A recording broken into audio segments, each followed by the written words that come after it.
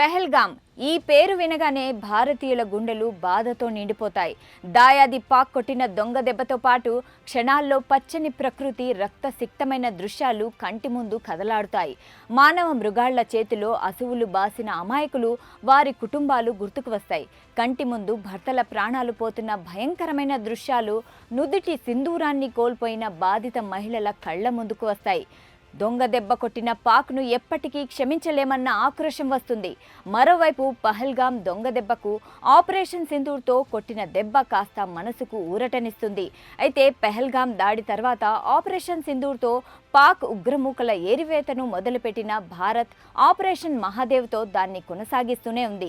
ఇప్పటికే ఆపరేషన్ మహాదేవ్లో భాగంగా మన దేశ భద్రతా బలగాలు పహల్గాం దాడికి పాల్పడిన 3 ఉగ్రవాదులను మట్టబెట్టారు. ఇక ఇదే ఆపరేషన్లో భాగంగా జమ్మూ కాశ్మీర్లో ఉగ్రవాద వ్యవస్థను కూకటి వేళ్లతో పెకిలించే ప్రయత్నాలు కొనసాగుతున్నాయి.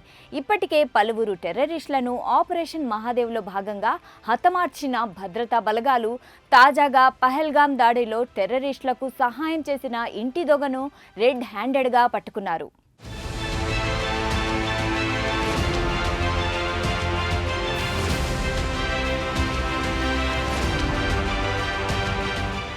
జమ్మూ కాశ్మీర్లోని పహల్గాంలో జరిగిన ఉగ్రదాడి కేసులో జమ్మూ కాశ్మీర్ పోలీసులు ఓ కీలక వ్యక్తిని అరెస్టు చేశారు. ఏప్రిల్ 22న పహల్గాంలోని బైసరాన్ వ్యాలీలో 26 మంది పర్యాటకులను పొట్టనబెట్టుకున్న లష్కరే తోయిబా ఉగ్రవాదులకు రవాణా సౌకర్యం కల్పించిన మొహమ్మద్ కటారియా అనే 26 ఏళ్ల వ్యక్తిని అరెస్టు చేసినట్లు అధికారులు తెలిపారు. కాగా జూలైలో ఆపరేషన్ మహాదేవ్లో భద్రతా బలగాలు 3 ఉగ్రవాదులను హతమార్చారు. ఈ ఆపరేషన్లో స్వాధీనం చేసుకున్న ఆయుధాలు, ఇతర సామాగ్రిని ఫోరెన్సిక్ విశ్లేషణ చేయగా దాని ఆధారంగా కటారియాను పట్టుకున్నట్లు అధికారులు వెల్లడించారు. కుల్గాంకు చెందిన కటారియా ఉగ్రవాదులకు అడవుల గుండా ప్రయాణించడంలో సహాయం చేశారని దర్యాప్తులో వెల్లడైంది.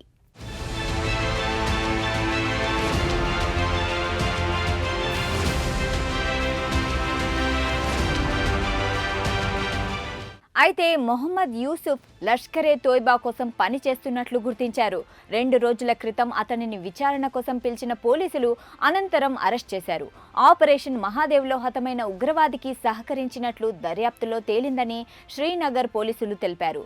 మొహమ్మద్ యూసుఫ్ లష్కరే తోయిబా కోసం పని చేస్తూనే ఒక కాంట్రాక్ట్ ఉద్యోగం చేస్తున్నాడని, అప్పుడప్పుడు స్థానిక పిల్లలకు బోధించేవాడని అధికారుల దర్యాప్తులో తేలింది.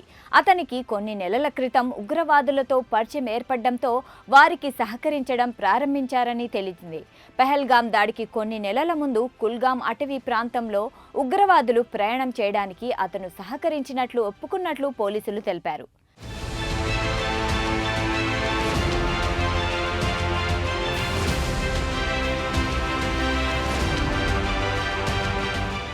ఇక ఇలా ఉంటే పహల్గాం దాడికి సంబంధించి 2 వ్యక్తులు పర్వేజ్ అహ్మద్ జోధర్, బషీర్ అహ్మద్ జోధర్లను ఎన్ఐఏ అరెస్ట్ చేసింది. వారు ఉగ్రవాదులకు ఆశ్రయం కల్పించారని ఆరోపణలున్నాయి.